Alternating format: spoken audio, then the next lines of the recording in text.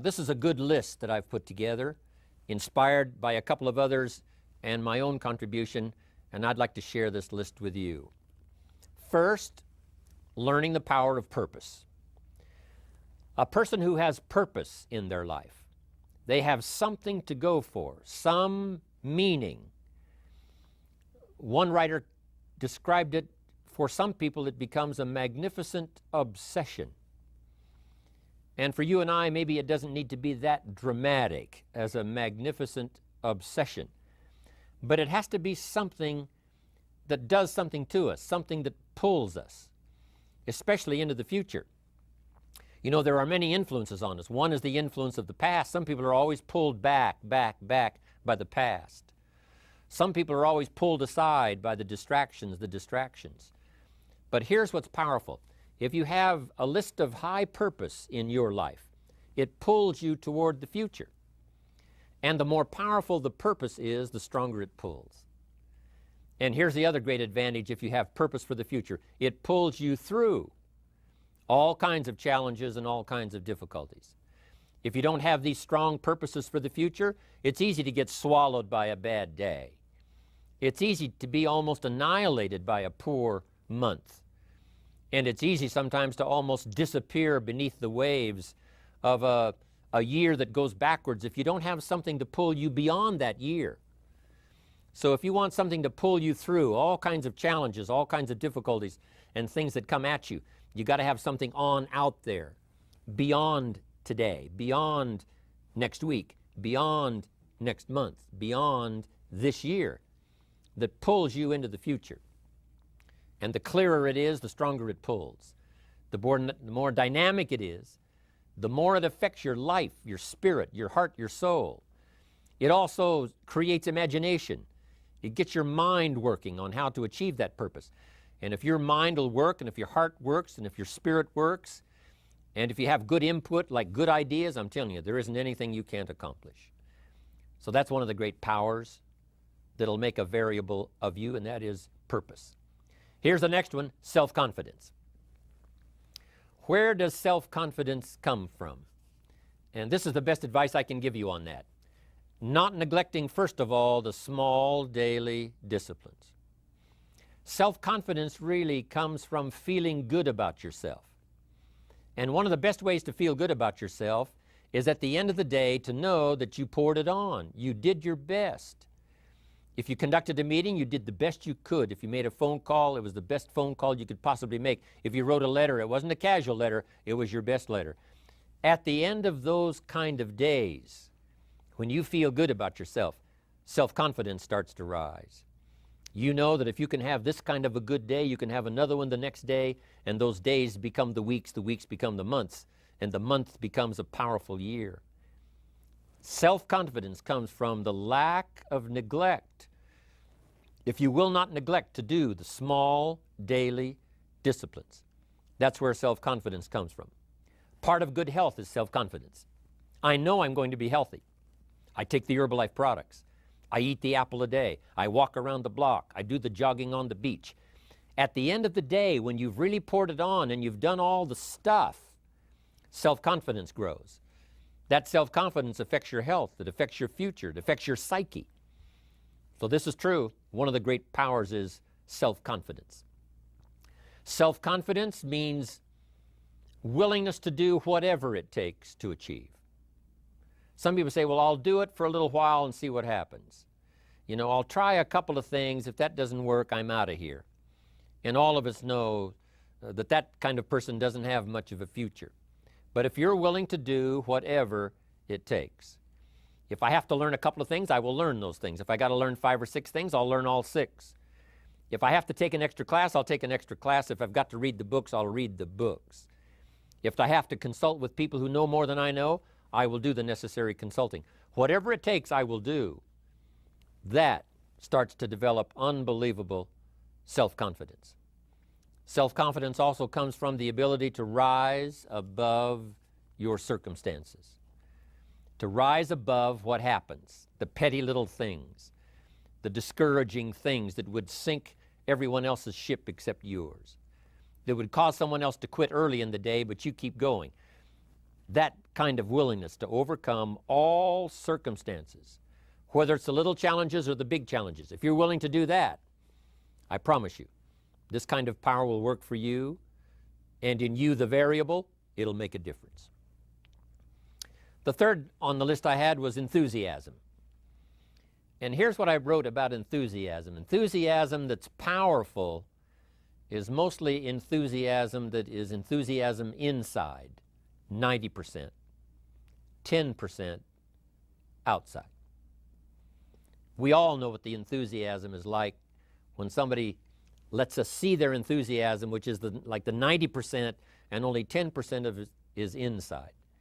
But the enthusiasm that really affects people is not just being loud, but the enthusiasm that runs deep, the enthusiasm that comes from deep inside, created by self-confidence, created by purpose, created by genuine willingness to help other people.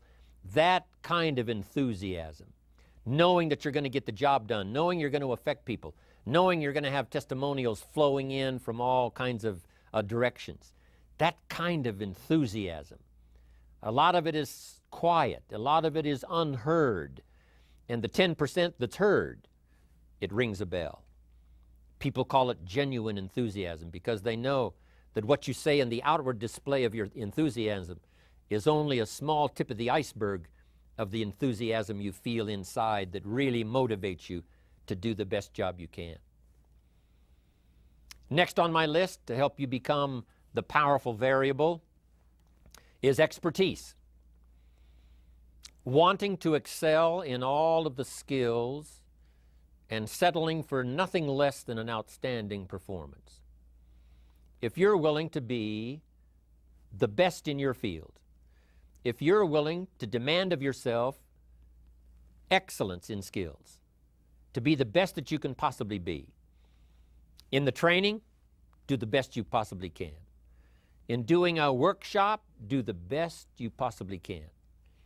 Developing the skills of using your personality, developing the skills of language, developing the skills of influence, developing the skills of organizing. If you're willing to be an expert in all of the skills, expertise, excellence in skills. Here was the next one on my list, making a powerful contribution to you, the variable, and that is preparation. Well prepared. And preparation, of course, involves a whole lot of things. A big share of our life is preparing, getting ready. When we go to the first grade in school, we're just preparing for the second grade. After we've finished 2 grades, the 2 grades prepare us for number 3. Sometimes it seems like a long, excruciating time. And the time will just seem like it'll never come when we can finally have the performance that we really want. But it takes time to prepare. It takes time to get ready. And the decisions you make in the preparation time, those are the decisions that last for a lifetime. Preparing to have a good day. It's that preparing, maybe the night before, maybe the couple of days before the day that you're going to put everything together. The preparation for a meeting means that you've taken it serious. The preparation for doing a workshop means you're serious about the workshop. You want to make the best contribution. That kind of preparation is important. But here's preparation that's very vital, and that is to prepare yourself for success. Life seemingly does not wish to waste success on the unprepared. Life says, why waste a fortune on this person?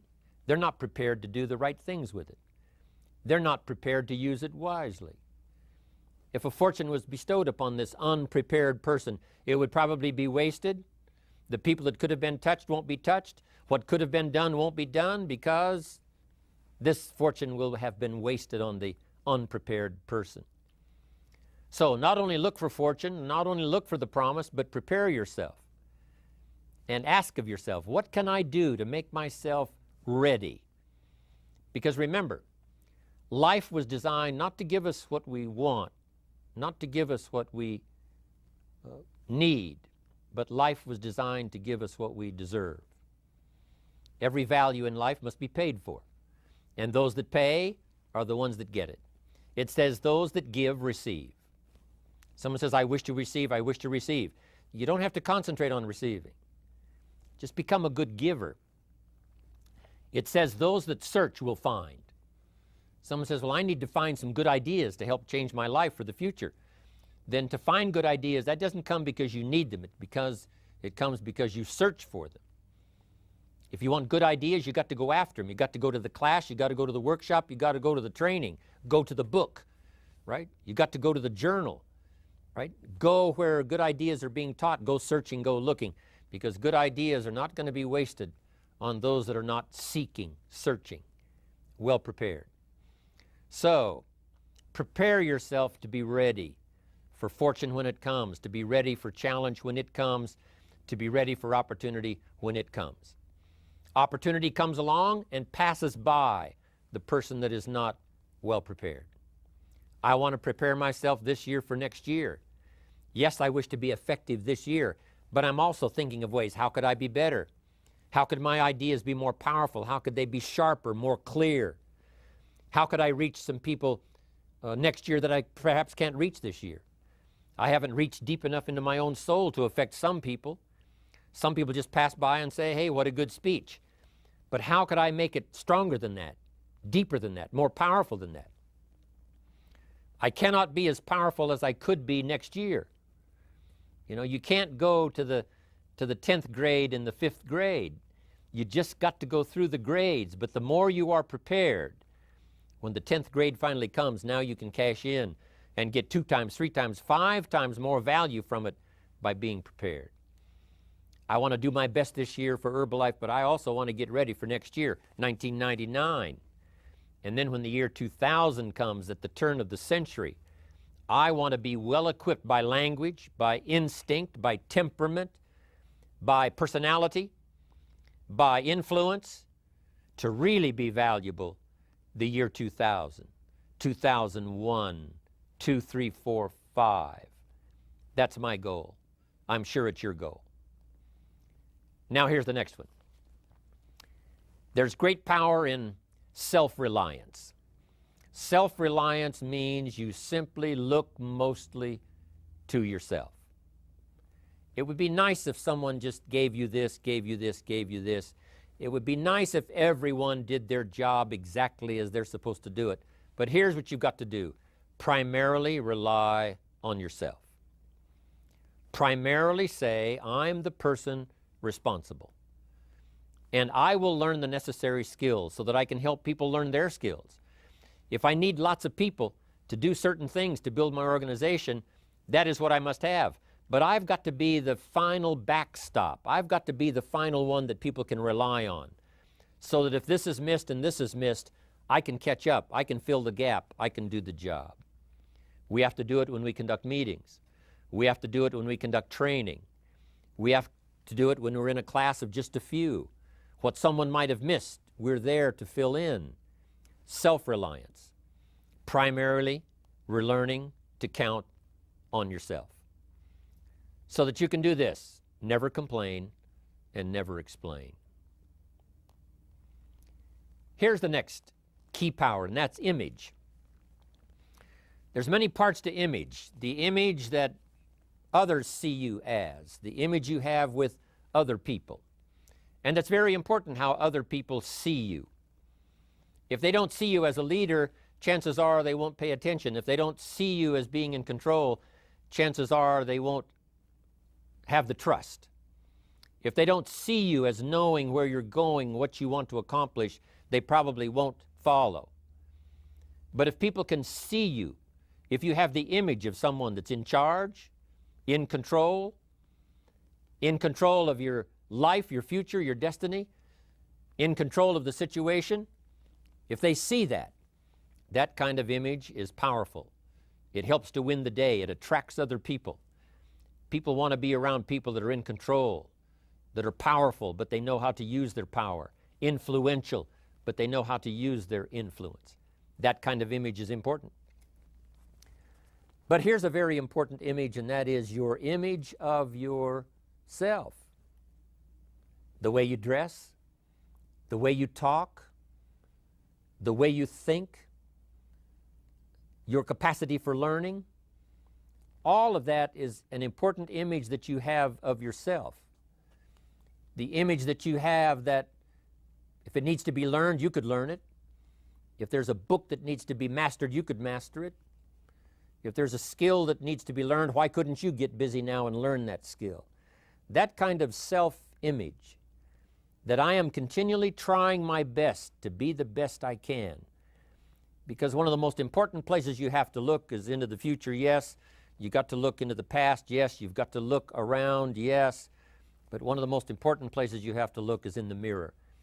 You know, how I appear to other people, that's important. But how I appear to myself is the ultimate importance.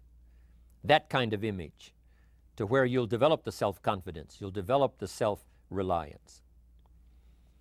Now here's another one in my rather short list. The next word is character. Becoming a person of high values, a person of principles, a person of honesty, a person that earns respect. That kind of character. It took character when Mark started to put the marketing system together. How can we have a system that will build in the integrity, that people will know that if this happens, then this will happen. And if this goes wrong, here's the way to fix it. Unless you have the principles and the character and the integrity to put together a viable plan for a wide variety of people, then the system is not going to last very long. And I've been around long enough, and I'm sure you have been around long enough to see a lot of systems that got started, but they failed. And the reason is because they were not constructed with integrity. They were not constructed with character. They were not constructed with doing the right thing. They might have been constructed to take advantage. You know, cash it out as quickly as possible and leave. Mark was involved when others took advantage of him all those years ago before Herbalife. When someone took advantage and didn't have the character, didn't have the principles, and didn't have the character to stay, the character to see it through, the character to do the right thing. So this is important, to develop the character within yourself, that people see you as honest, as fair, willing to do the right thing, willing to be helpful, but always willing to walk the center line, not to pass the line. When we come to an opportunity like Herbalife, especially multi-level network marketing, it is so dynamic, it is so powerful, and it is so possible in fortune making that sometimes people want to speed up the process by cutting the corners, by neglecting to do the right things, you know, to cheat a little here, you know, cross the line just a little bit, because then, you know, it'll grow faster and you can cash in quicker. Not necessary here. Doing Herbalife right will build your fortune longer and stronger than trying to cut the corners and not doing it right. If we'll have the integrity that Mark had when he started it, and keep perpetuating that we will do the right thing by the marketing system, the right thing by a distributor who has a customer and they take care of that customer belongs to that distributor. That kind of integrity in the marketing system, the kind of integrity we have among each other, the kind of character we have to rely on each other, because here's what we cannot do. We cannot do this by ourselves. Mark's got to count on me. I've got to count on Mark. We've got to count on the president's team. The president's team has to count on the chairman's club for advice and counsel. We have to count on the millionaire team, the tabulator team, the world team. We've got to count on the distributor. We've got to count on the distributor giving the right message to the potential customer. We've got to count on the distributor giving wise counsel to the new recruit, teaching them the right way, the Herbalife way, the principled way, the character way. Vitally important. Building and developing your own character. Now here's another one. It's called self-discipline. Self-discipline, all of us have a challenge with that. Because sometimes it's easy, and especially if you're working hard, doing the best you can, it's easy sometimes to let up and let it go. But remember, so many people, especially now that we're as big as we are around the world, are counting on what we do. At home office, they have to be careful. They have to be disciplined. It's easy for the person who ships the product from Herbalife says, oh, well, I'll wait until tomorrow to ship it. And then they go home and sleep like a baby. But the distributor who's waiting for that product doesn't sleep that night, or doesn't sleep when the product doesn't show on time. But if everybody will have the discipline to say, I will do the best job I can. I will make mistakes, of course, because we're all human, but I'll try to remedy those mistakes and do the best job I can. That kind of self-discipline that understands how important your part is in all of the functions that work. Coming to work on the set here, HBN, there's so many people that play a part. And each one of the parts that are played is necessary to put on the broadcast, make it viable, make it real, make it powerful. Any couple of them missing, and it would be a disaster. But all of it put together, and it works like a charm. Each person developing the self-discipline to do their part, do their job. Here's one more, and that is the power of extraordinary performance and demanding of yourself excellent results. This is so important. If you want to live extraordinary, you must do extraordinary. If you want an extraordinary income, you must do extraordinary things. Mark has made such a fortune, it's almost beyond comprehension what the numbers really are. But guess what he has the satisfaction of knowing? He earned it all. If he'd have been lax in the performance, Herbalife would not be here these 18 years later. Herbalife would have been a footnote in multi-level history. But because he performed year after year, the 3rd year and the 5th year, and the 7th year and the 10th year, and the 12th year and the 15th year, and now performing well in the 18th year, I'm telling you, that's what makes it such a viable fortune for Mark personally, of course, because he did the job. If we would ask of ourselves that kind of performance, and you've got to ask it of yourself. You know, I can't ask it of you. I would try to inspire you. I would try my best to share with you what it might taste like, what it's like to finally make your fortune. It happened for me. But here's what you must do. You must demand it of yourself. Society does not demand that you not have a heart attack. But if you want to escape having a heart attack, you must demand it of yourself. Society doesn't demand that you take Herbalife and improve your health. You have to demand it of yourself. Society doesn't demand that you jog around the block every morning. But if you want good health, you must demand it of yourself. Society doesn't demand that you read a couple of books a week and improve your intelligence and your knowledge. That you must demand of yourself. Society does not demand that you build a financial wall around your family nothing can get through. That's not a demand of society. But you must demand it, if you wish it, you must demand it of yourself. Society doesn't demand that you learn a list of 10 skills in order to ensure your own future and the future of your family. Society doesn't demand it, doesn't require it. It is not a law. But if you want the benefit, you must demand it of yourself.